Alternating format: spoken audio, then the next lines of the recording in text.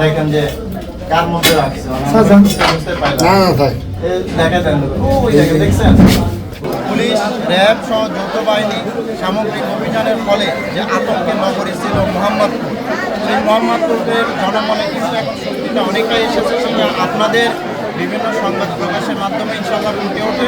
পাশাপাশি যে Geneva camp নিয়ে মানুষের মনে যে এক ধরনের আতঙ্ক ছিল, একটা অজানা রহস্য গেরা জেনেভা এই ক্যাম্পে একসময় ঢোকা যেত না, বেরোয়া যেত না, মানুষের কাছে সবসময় একটা গোলক বাধা ছিল, সেইটা আমরা ইনশাআল্লাহ ভাঙতে সক্ষম হয়েছি এবং আমরা এখন নিয়মিত এখানে আসি, অভিযান করি।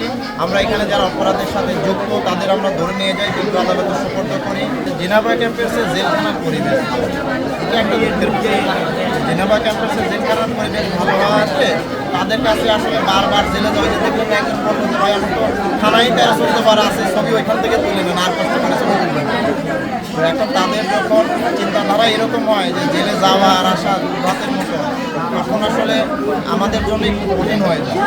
যদি সামগ্রিক পরিবেশ জীবনযাত্রার মান ভালো হয় তারা ইচ্ছে করেই অনেকেই আর অপরাধের সাথে যুক্ত হবে না। আলোচিত যারা তারা হয়তো পালিয়ে চলে গেছে, কিন্তু আমরা শুক্রিয়া যে আমাদের সামগ্রিক প্রচেষ্টা আমরা 9 জন বিভিন্ন অপরাধের সাথে যুক্ত তাদের আটক করতে সক্ষম হয়েছি এবং তাদের বাসা বাড়িতে আমরা অভিযান করে দেখেন আমরা সকালে এখানে প্রায় 5 ব্যাগ আর এখন আবার নতুন 5 ব্যাগ ইনটেক, মোট 1 মন গাঁজা, 40 কেজি গাঁজা ইনটেক গাঁজা আমরা উদ্ধার করেছি।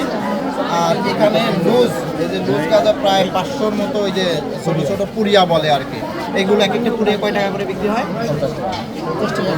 50 থেকে 100 টাকা করে বিক্রি হয়। এরকম এই যে ইনটেক গাঁজা নিয়ে আসে, এরকম এই যে এদিকে তাকায় কথা বলেন, নিচে তাকায়েন না, তারা হচ্ছে যে বিক্রি করে।